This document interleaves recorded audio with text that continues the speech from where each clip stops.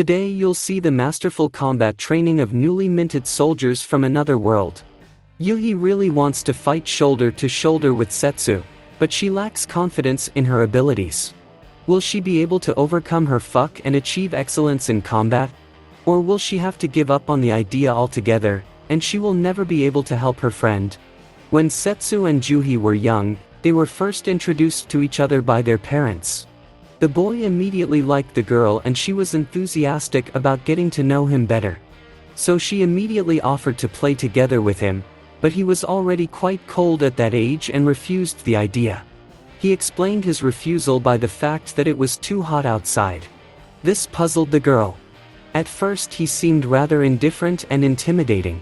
Setsu felt strangely everything, as if he were not of this world.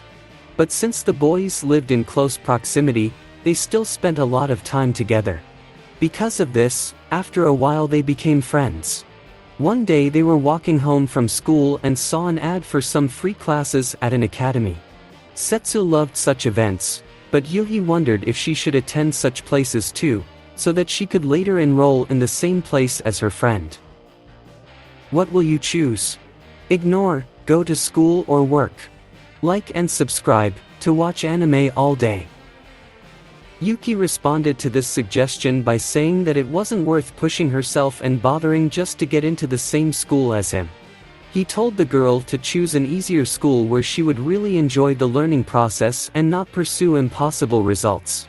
This made Yuhi very upset because she had hoped for her friend's support, that he wanted to study with her too. Despite Yuki's words, the girl still went to the academy for extra classes. She couldn't give up that easily, and her desire to be near her boyfriend was stronger than his silly remarks. She was bound to get smarter and tighten up her missing knowledge. No matter how much she studied, her exam results speak for themselves. She's not up to the level her friend is at. As she was returning home late in the evening from her extracurriculars alone, suddenly male voices could be heard from the front. They were guys sitting on a bench. They inquired about the girl's condition and began to offer their guesses as to why such a beautiful girl was walking alone at night and was sad at that. They suggested that she should give up her studies.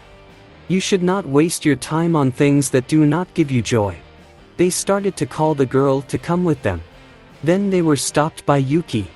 He asked his friend the same question these guys were asking, why was she trying so hard? Then she answered that she just really wanted to study with Yuki. After listening to the girl, he offered to help her study, he would be her tutor. Yuhi was very happy because she truly loved Yuki. In the meantime, the magical training continued, and the students from the regular world were making good progress. After class, Yuhi ran to her teachers. She knew that they were friends with Yuki. True, Iruka was sure that the boy attracts people to him with his extraordinary charm. So she didn't know if he treated them with the same warmth.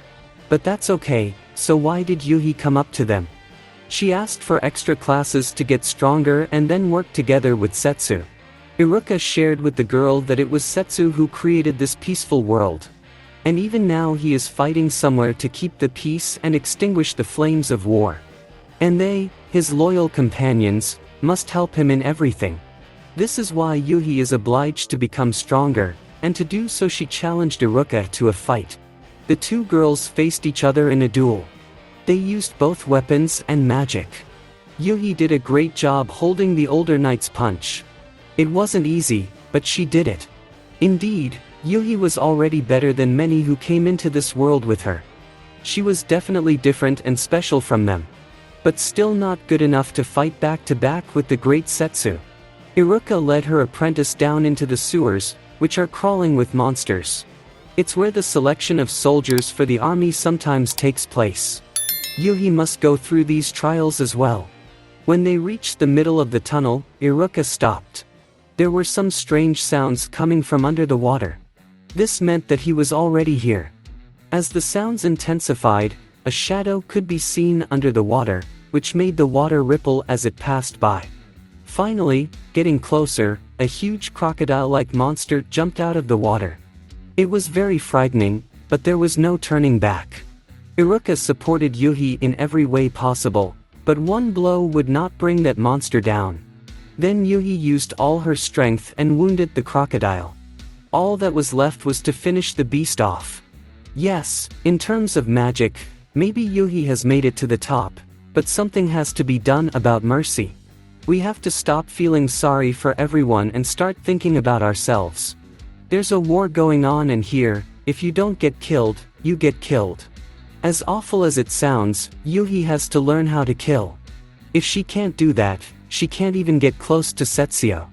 In the evening, Tia, the local healer, came to Yuha's room to heal the wound that the crocodile had left her. In a matter of seconds, the wound had completely evaporated. Tia decided to have a little talk with her apprentice. She explained why Iruka had treated her so cruelly. She simply sees her fierce desire to stand with them and therefore treats her as an equal. Afterwards, Tia asked the girl why she wants to be near Setsu so badly. Because he has always helped her, and now it is her turn. Now, after the real fight, Juhi will know what she has to face on the battlefield. At least she already knows how to defend herself. Whether or not she can overcome herself and kill is up to her alone. At the castle, the girl met Grain, who asked her how he learned to kill others. He replied that it was better to watch the suffering of others than to see your own people suffer. That's life, what can you do? You have to hurt others so that no one can hurt you. It's horrible, but that's the way it is. However, this is his way, his determination and his worldview. Yuhi needs to find something of her own to fight for. Or maybe she doesn't need it at all and is better off giving up the idea. She doesn't have to follow a certain path because of someone. Only her heart will lead a girl to the right place. The main thing is to follow his desire and not to deviate from the intended path. With these thoughts, the general left Juhi alone in the corridor. She knows what she wants. She wants to fight, but at the same time not to lose herself. So she continued her training, her magical successes reaching incredible heights compared to the others. This couldn't help but feel good. After that, Yuhi went again with Iruka to the same sewer. This time she was ready, she would not back down again, but would stand until the end. Here they came to the ill-fated middle of the tunnel again. The waters of the angry river stirred. It means that someone has already smelled the uninvited guests and hurries to meet them. Another huge crocodile crawled out of the water, just like the previous one. He was determined, and so was Yuhi. There was no more fear in her eyes, only confidence in her abilities and actions. Even the monster's ferocious roar didn't break the girl. And so the crocodile ran to attack. Yuhi immediately met it with a volley of fire from the magic staff. The projectile hit its target, but, like the previous monster, failed to kill it completely.